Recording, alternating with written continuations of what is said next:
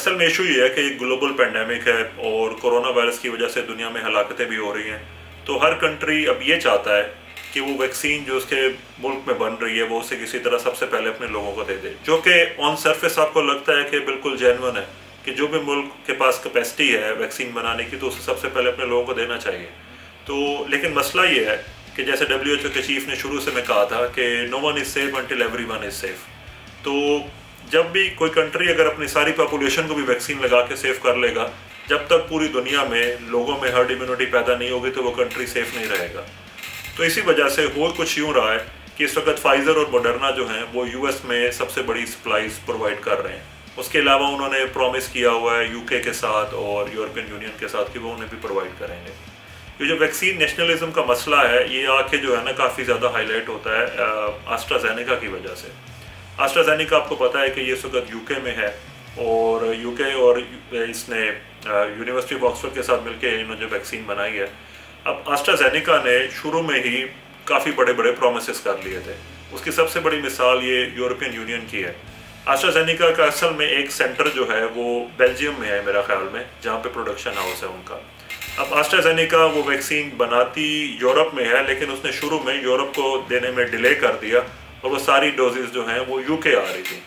तो उस वक्त यूरोपियन यूनियन ने एस्ट्राजेनेका पे एक केस किया और उन्होंने कहा कि ये अपना वादा पूरा नहीं कर रही, जिसकी वजह से काफ़ी ज़्यादा डिबेट हुई कि ये वैक्सीन्स की जो कंपनीज़ हैं ये अपनी मोनोपोली चला रही हैं। हालांकि एस्ट्राजेनेका की कोशिश ये थी कि UK को डोजेज़ प्रोवाइड की जाए ताकि जो है उनकी पॉपुलेशन ऑब्वियसली ज़्यादा बेहतर तरीके से सर्व हो।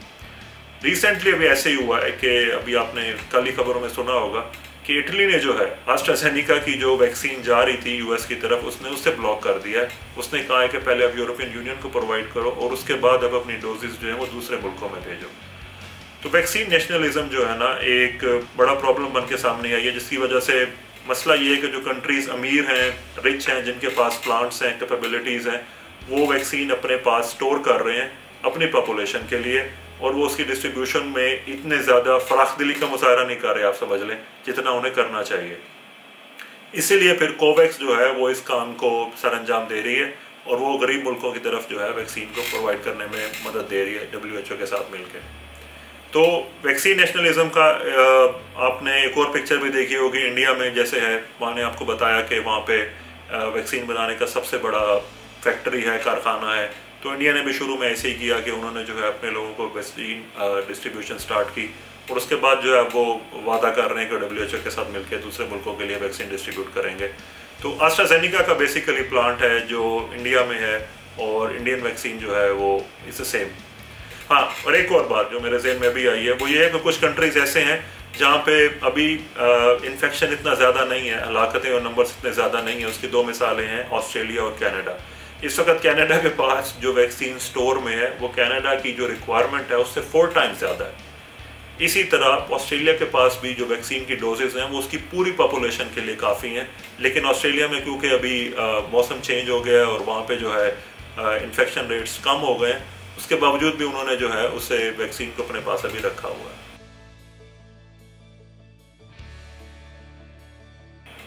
वैक्सीन डिप्लोमेसी ये बहुत ज़बरदस्त है। जो लोग इंटरनेशनल पॉलिटिक्स फॉलो करते हैं, इस वक्त इसके 2 सबसे बड़े खिलाड़ी हैं, बल्कि 3 में समझ लें, चाइना, रशिया और इंडिया।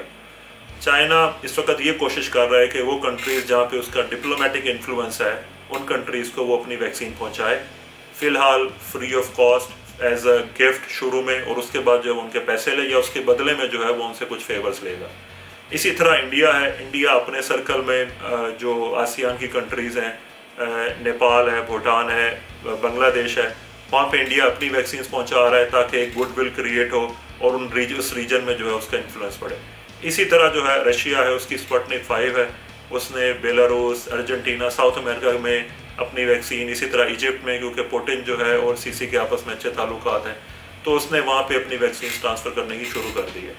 तो इससे होगा ये कि पेंडेमिक की वजह से जब जो मुल्क वैक्सीन प्रोवाइड करेंगे लोगों को इन हालात में, तो उनके लिए गुडविल क्रिएट होगी और जिससे जैसे सॉफ्ट पावर का एक इमेज होता है वो ज़्यादा बेहतर तरीके से सामने आएगा।